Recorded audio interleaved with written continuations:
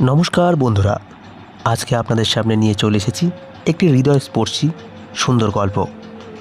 আজকের গল্পের নাম ইমাম সাহেবের ঘরে সুন্দরী হিন্দু নারী। গভীর রাতে ইমাম সাহেবের কামরায় সুন্দরী হিন্দু যুবতী মেয়ে আসলো। তারপর যা ঘটল তা আপনার শরীরের পশম দাঁড় করিয়ে দেবে। প্রাচীন শহরের এক প্রান্তে বিশাল মসজিদ, আর তার সাথে লাগোয়া ইমাম সাহেবের হুজরাখানা। এই হুজরাখানায় থাকেন যুবক ইমাম, যার নাম আহমেদ। বয়সে তরুণ হলেও জ্ঞানে ও প্রজ্ঞায় শহরের বৃদ্ধরাও তাকে মান্য করে। একদিন গভীর রাতে যখন সবাই ঘুমে, আহমদ তখন হারিকেনের নিবু নিবু আলোয় কিতাব পড়ছিলেন। হঠাৎ দরজায় করাঘাত শোনা গেল। আহমেদ উঠে ধীরে ধীরে দরজার দিকে এগিয়ে গেলেন এবং দরজা খুললেন। দরজা খুলতেই ঘরের ভেতরে আছড়ে পড়ল এক যুবতী নারী। আহমেদ দ্রুত সরে গেলেন। নারীটি মেঝেতে পড়তেই হাঁপাতে লাগলো। তার পরনে দামি রেশমি কাপড়, গলার হার আর হাতের চুড়োগুলো সাক্ষ্য দিচ্ছে সে সাধারণ ঘরের কেউ নয়। তবে তার পোশাকের ধরন আর কপালে লেপ্টে থাকা সিঁদুরের অবশিষ্ট দাগ বলে দিচ্ছে সে হিন্দু সম্প্রদায়ের। আহমেদ দ্রুত দৃষ্টি নামিয়ে নিলেন, কিন্তু নারীটি ঝট করে উঠে আহমেদের পা জড়িয়ে ধরল এবং বলল, দয়া করুন, আমাকে বের করে দেবেন না, ওরা আমাকে মেরে ফেলবে। এটা শুনে আহমেদ বললেন, আপনি কে? এই গভীর রাতে একজন গাইয়ে মাহারাম নারী আমার হুজরাখানায়? এটা অসম্ভব, আপনি এখনই এখান থেকে যান। নারীটি তখন কান্না জড়িত কণ্ঠে বলল, হুজুর, আমি জানি এটা পাপ, আমি জানি এটা আপনার ধর্মের নিয়ম নয়, কিন্তু আমি নিরুপায়। আমি শহরের প্রধান বণিকের মেয়ে, আমার নাম নীলা। আজ রাতে শহরের শাসনকর্তা আমার বাবাকে হত্যা করেছে, সে এখন আমাকে খুঁজছে। আমি যদি এখন বাইরে যাই, ওরা আমাকে ছিঁড়ে খাবে। দয়া করুন, শুধু আজকে রাতটুকু। মেয়েটির কথা শুনে আহমেদ থমকে গেলেন। শহরের শাসনকর্তা জালেম খান এক অত্যাচারী শাসক। তার লোলুপ দৃষ্টি থেকে এই শহরের কেউ নিরাপদ নয়। কিছুক্ষণ পর আহমেদ বললেন, কিন্তু এখানে আপনার থাকা নিরাপদ নয়। কেউ যদি দেখে ফেলে, তবে আমার এবং আপনার উভয়েরই মৃত্যুদণ্ড হবে। সমাজ এটা মেনে নেবে না। তখন নীলা কাঁপতে কাঁপতে বলল, মৃত্যু তো বাইরেও অপেক্ষা করছে। আপনার এখানে থাকলে অপবাদ জুটবে, কিন্তু বাইরে গেলে আমার ইজ্জত আর প্রাণ দুটোই যাবে। আমি শুনেছি মুসলমানরা আমানত রক্ষা করে। আমি আজ আপনার কাছে আমানত। আপনি কি আমাকে হায়নাদের হাতে তুলে দেবেন? এইটা শুনে যুবক আহমেদের কপালে চিন্তার ভাঁজ পড়ল। একদিকে কঠোর ধর্মীয় অনুশাসন ও সামাজিক নিয়ম, অন্যদিকে একজন বিপদগ্রস্ত নারীর সম্ভ্রম ও জীবন রক্ষা। ইসলাম অসহায়ের সেবাকে সর্বোচ্চ গুরুত্ব দেয়, কিন্তু প্রেক্ষাপটটি অত্যন্ত জটিল। তাই আহমেদ দ্রুত সিদ্ধান্ত নিলেন, যা হবার হবে, কিন্তু তিনি সহযোগিতা করবেন। তিনি দরজাটি শক্ত করে বন্ধ করে দিলেন এবং মোটা কাঠের খিল তুলে দিলেন। তারপর তিনি নীলাকে বললেন, শোনেন, আমি আপনাকে আশ্রয় দিচ্ছি, কিন্তু শর্ত আছে। ফজরের আজানের আগেই আপনাকে এখান থেকে চলে যেতে হবে। আর আমি যতক্ষণ এই ঘরে আছি, আপনি এই কোণে পর্দার আড়ালে থাকবেন, ভুলেও সামনে আসবেন না। এইটা শুনে নীলা কৃতজ্ঞতায় মাথা নাড়ল। তারপর সে দ্রুত গিয়ে ঘরের কোণে রাখা পুরনো পর্দার আড়ালে নিজেকে লুকিয়ে ফেলল। অতঃপর আহমেদ আবার তার কিতাবের সামনে বসলেন, কিন্তু তার মনোযোগ আর কিতাবে নেই। তার কান বাইরের শব্দের দিকে। এভাবে মিনিট 10 পার হলো। তারপর শোনা গেল ঘোড়ার খুঁড়ের আওয়াজ। অনেকগুলো ঘোড়া। এতে আহমেদের বুক কাঁপতে উঠল।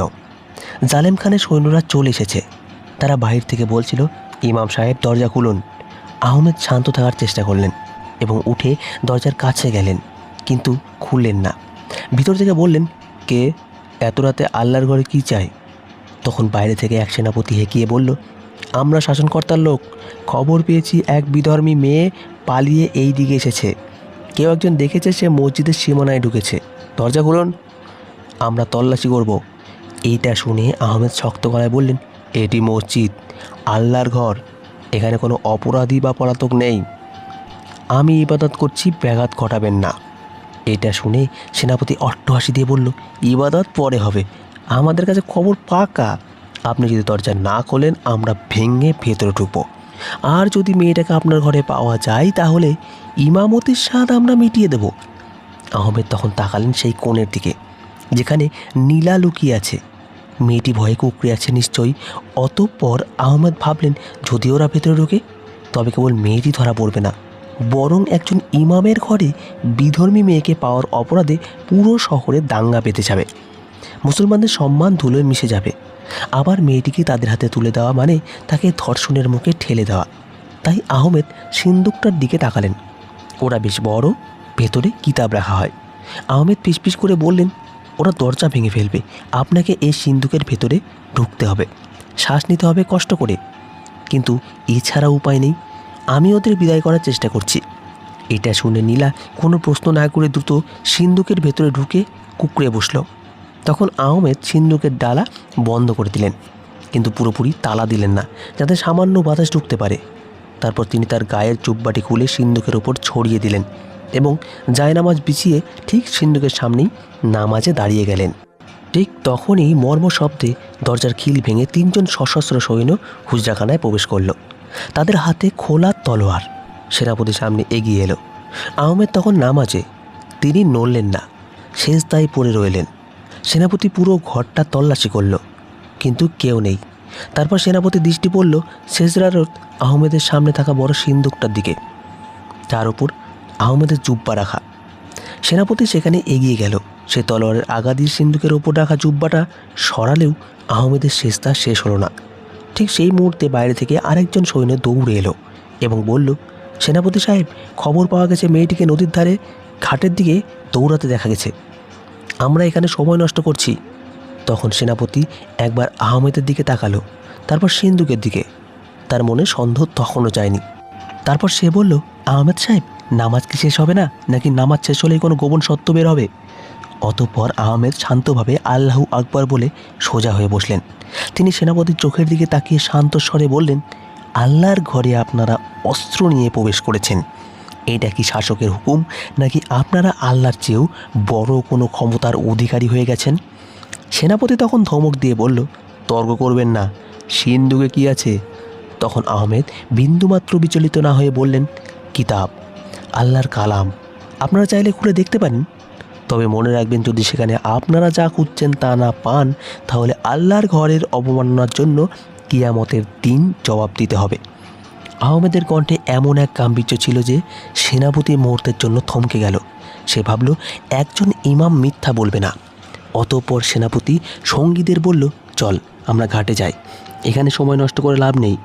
অতঃপর সৈন্যরা বেরিয়ে গেল। যাওয়ার সময় ভাঙা দরজাটা দরাম করে লাগিয়ে দিয়ে গেল।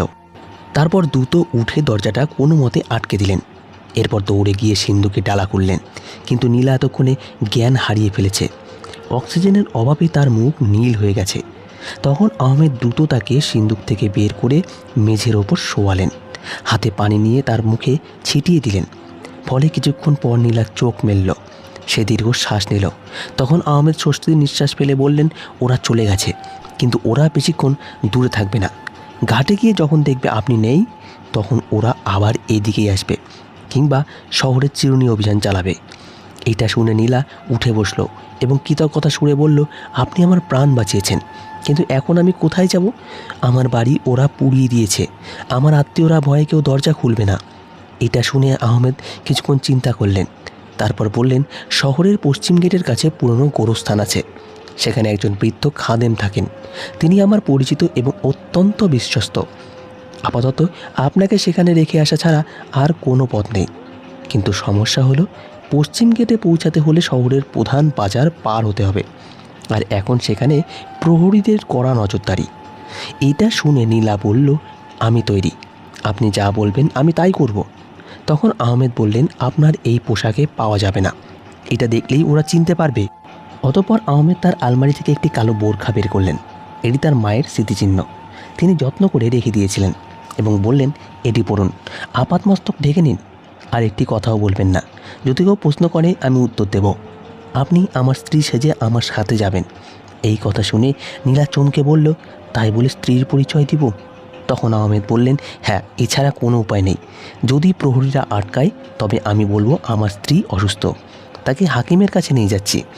একজন ইমাম তার অসুস্থ স্ত্রীকে নিয়ে রাতে বের হলে কেউ সাধারণত সন্দেহ করবে না। অতঃপর নীলা বোরখাটি হাতে নিল। সে ভিন্ন ধর্মের, ভিন্ন সংস্কৃতির, কিন্তু আজ জীবন বাঁচাতে তাকে এই বেশ ধারণ করতে হচ্ছে। অতঃপর বোরখা পরার পর নীলা যেন সম্পূর্ণ অন্য মানুষ হয়ে গেল। আহমেদ হাতে ব্যারিকেড নিয়ে বললেন, চলুন, ভোর হওয়ার আগেই আমাদের ফিরতে হবে। অতঃপর তারা দুজন গভীর রাতে রাস্তায় নামল। ইমাম আহমেদ সামনে, পেছনে বোরখা পরিহিতা নীলা। জনমানবহীন রাস্তা। কিছু দূর যাওয়ার পর বাজারের মোড়ে তারা দেখল একদল মশালধারী প্রহরী দাঁড়িয়ে আছে। তারা প্রত্যেককে থামাচ্ছে। তখন আহমেদ নীলাকে ফিসফিস করে বললেন, ভয় পাবেন না, শুধু আমার পাশে থাকবেন, আমার হাত ধরবেন না, দূরত্ব বজায় রাখবেন, কিন্তু খুব বেশি দূরেও যাবেন না।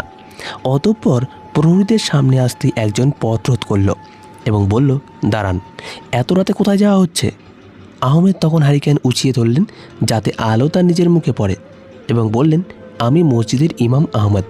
এই কথা শুনে প্রহরীটি চিনে ফেলতে পারল, ও হুজুর মাফ করবেন, কিন্তু এত রাতে যাচ্ছেন কোথায়? আহমেদ তখন শান্ত গলায় বললেন, আমার স্ত্রী হঠাৎ খুব অসুস্থ হয়ে পড়েছে, পেটে তীব্র ব্যথা, পশ্চিম পাড়ার হাকিম দাদুর কাছে নিয়ে যাচ্ছি। দেরি করা সম্ভব ছিল না। এইটা শুনে প্রহরীটি পিছনের বোরখা পরা নারীর দিকে তাকালো এবং বলল, কিন্তু হুজুর, আজ রাতে খুব কড়াকড়ি, শাসনকর্তার হুকুম, কাউকে সন্দেহজনক মনে হলেই আটক করতে হবে। একজন পলাতক আসামিকে খোঁজা হচ্ছে। এটা শুনে আহমেদ বললেন, আমি কি পলাতক আসামি, নাকি আমার অসুস্থ স্ত্রী আসামি? আমাদের যেতে দাও, দেরি হলে অঘটন ঘটে যেতে পারে। এই কথায় প্রহরীটি ইতস্তত হলো। তখন অন্য একজন প্রহরী এগিয়ে এসে বলল, হুজুরকে যেতে দে, উনি তো আর মিথ্যে বলবেন না, তাছাড়া ওই মেয়ে তো হিন্দু, আর ইনি হুজুরের স্ত্রী, যা রাস্তা ছাড়। এই বলে প্রহরীটা সরে দাঁড়ালো। আহমেদ তখন সামনে পা বাড়ালেন। নীলাও তাকে অনুসরণ করলো। তাদের হৃৎপিণ্ডে তখনও দ্রুত ধুকপুক করছে। কিছুক্ষণ যাওয়ার পর আরেকটি গেট আসলো। সেখানে দাঁড়িয়ে আছে এক বিশাল দেহাবসী জল্লাদ, যার নাম কালু। কালু মানুষের গন্ধ শুকে বলে দিতে পারে কে আপন আর কে পর। কালু দূর থেকে তাদের আসতে দেখল, তাই সে তার বিশাল কুঠারটা মাটিতে ঠুকে হুঙ্কার দিল, থামো। আহমেদ থমকে দাঁড়ালেন। এই লোকটাকে কথায় ভুলানো যাবে না। অতঃপর কালু এগিয়ে নীলার দিকে তাকালো। সে নীলার কাছে গিয়ে গভীরভাবে শ্বাস নিল। তারপর সে কর্কশ গলায় বলল, এই নারীর শরীর থেকে রেশমি কাপড়ের ঘ্রাণ আসছে। গরিব ইমামের বউ রেশমি কাপড় পরে না, আর হুজুরের বউয়ের পায়ে সোনার নূপুর থাকে না, যার শব্দ আমি এখান থেকেই পাচ্ছিলাম। এটা শুনে আহমেদ শিউরে উঠলেন। বোরখার নিচে নীলার পায়ে যে নূপুর বা রেশমি কাপড় আছে তা খোলার সময় পাওয়া যায়নি। অতঃপর কালু কুঠার তুলে বলল, বোরকা খোলো, আমি দেখতে চাই কে ভেতরে। তখন আহমেদ কালুর সামনে গিয়ে দাঁড়ালেন। তার হাতে কোনো অস্ত্র নেই, শুধু ইমানি তেজ। তারপর বললেন, নারীর গায়ের কাপড়ে হাত দেওয়ার আগে আমাকে মারতে হবে। এইটা শুনে কালু হেসে বলল, তাহলে তাই হোক। এই বলে সে কুঠার ঘোরালো। ঠিক সেই মুহূর্তে অন্ধকারের ভেতর থেকে একটি তীর এসে বিঁধল কালুর হাতে, ফলে কুঠারটা ছিটকে পড়ে গেল। এমন সময় অন্ধকারের ভেতর থেকে পরিচিত এক কণ্ঠস্বর ভেসে এলো, দৌড়ান হুজুর। ফলে আহমেদ আর নীলা মুহূর্ত দেরি না করে গেটের পাশের ছোট্ট সুড়ঙ্গ পথের দিকে দৌড় দিল। অতঃপর সুড়ঙ্গ দিয়ে শহরের বাইরে বের হয়ে তারা গোরস্থানের দিকে ছুটল। অন্ধকারে হোঁচট খেতে খেতে তারা এগোচ্ছে। নীলার শ্বাসকষ্ট হচ্ছে। বোরখার নিচে ভারী রেশমি কাপড় শরীরের সাথে লেপ্টে আছে। দৌড়ানো তার জন্য কঠিন হয়ে পড়েছে, কিন্তু থামার উপায় নেই। পেছনে মশালের আলো আর সৈন্যদের চিৎকার শোনা যাচ্ছে। অতঃপর গোরস্থানের সীমানা প্রাচীরের কাছে পৌঁছে তারা থামল। জায়গাটা জনবসতি থেকে বেশ দূরে। প্রাচীন ঝাউ গাছের জঙ্গলে ঘেরা। দেওয়ালের এক জায়গায় ভাঙা অংশ দিয়ে তারা প্রবেশ করল। গোরস্থানের পরিবেশটা ভুতুড়ে। শত শত বছর পুরনো কবর, কোনটা ভেঙে গেছে, কোনটা আগাছায় ঢাকা, আর মাঝখানে একটা ছোট্ট কুঁড়ে ঘর। ওখানেই থাকার কথা সেই বৃদ্ধ খাদেমের। আহমেদ কুঁড়ে ঘরের দিকে এগোলেন। ভেতর থেকে টিমটিম করে আলো জ্বলছে। আহমেদ দরজায় গিয়ে বললেন, চাচা, আমি আহমেদ, দরজা খুলুন, খুব জরুরি। কিছুক্ষণ পর একজন বৃদ্ধ এসে দরজা খুলল এবং বলল, আহমেদ, এত রাতে মরা মানুষের দেশে জীবিতদের কী কাজ? তিনি আহমেদের পেছনে বোরখা পরা নীলাকে দেখে ভুরু কুচকালেন এবং বললেন, সঙ্গে কে? মৃত্যু কি আর জোড়া এসেছে? আহমেদ তখন দ্রুত ঘরে গিয়ে নীলাকে ইশারা করলেন ভেতরে আসতে। তিনি বৃদ্ধের হাত ধরে বললেন, চাচা, হেয়ালি করার সময় নেই এখন। জালিম খানের লোক আমাদের খুঁজছে। একে এখানে লুকিয়ে রাখতে হবে। আপনি ছাড়া বিশ্বাস করার মতো কেউ নেই। বৃদ্ধ খাদেম নীলার দিকে তাকিয়ে থাকলেন কিছুক্ষণ। তারপর বললেন, জালিম খানের লোক, তারা তো জ্যান্ত মানুষকে মানে, মরা মানুষকে ভয় পায় না। এখানেও ওরা আসবে। তখন আহমেদ বললেন, অন্তত আজকে রাতটা, কাল ভোরে আমরা অন্য ব্যবস্থা করব। এই কথা শুনে বৃদ্ধ মাথা নেড়ে বললেন, ঠিক আছে, তবে মাটির উপর থাকা নিরাপদ নয়। গোরস্থানের নিচে পুরনো একটা সুড়ঙ্গ আছে, যেটা অনেক আগে লুণ্ঠনকারীরা ব্যবহার করত। ওটা এখন কেউ চেনে না, তোরা সেখানে যা। অতঃপর বৃদ্ধ ঘরের মেঝের একটা পুরনো চট সরালেন। নিচে একটা কাঠের পাতাতন। সেটা তুলতেই অন্ধকার সিঁড়ি দেখা গেল। ভ্যাপসা গন্ধ উঠে এলো নিচ থেকে। বৃদ্ধ বললেন, দ্রুত নাম, আমি উপর থেকে বন্ধ করে দেব। আহমেদ তখন হ্যারিকেন হাতে নিলেন। নীলা ভয়ে ভয়ে আহমেদের হাত খামচে ধরল। আহমেদ কিছু বললেন না, সাবধানে সিঁড়ি দিয়ে নিচে নামতে শুরু করলো। সুড়ঙ্গটা মাটির অনেক নিচে। হ্যারিকেনের আলোয় দেখা গেল দুপাশে সারি সারি কঙ্কাল পড়ে আছে। সম্ভবত এরা সেই লুণ্ঠনকারী যারা পথ হারিয়ে এখানেই মারা গিয়েছিল। নীলা ভয়ে চিৎকার দিতে গিয়েও নিজেকে সামলালো। তখন আহমেদ বললেন, ভয় পাবেন না, মৃতরা ক্ষতি করে না, জীবিতরাই ভয়ের কারণ। অতঃপর তারা সুড়ঙ্গের শেষ মাথায় গিয়ে পৌঁছালো। জায়গাটা একটু প্রশস্ত, সেখানে একটা পাথরের বেদরের মতো জায়গা। আহমেদ সেখানে হারিকেনটা রাখলেন। নীলা বোরখার মুখাবরণ সরালো। তার ফর্সা মুখটা ফ্যাকাশে হয়ে গেছে। সে বলল, আমার বাবার কি হবে? আমি পালিয়ে এলাম, কিন্তু বাবার লাশটা তো ওরা। তখন আহমেদ বললেন, এখন এসব ভেবে লাভ নেই, আগে আপনাকে বাঁচতে হবে। আপনার কাছে কি কোনো মোহর বা মূল্যবান কিছু আছে? কারণ পালানোর জন্য অর্থের প্রয়োজন হবে।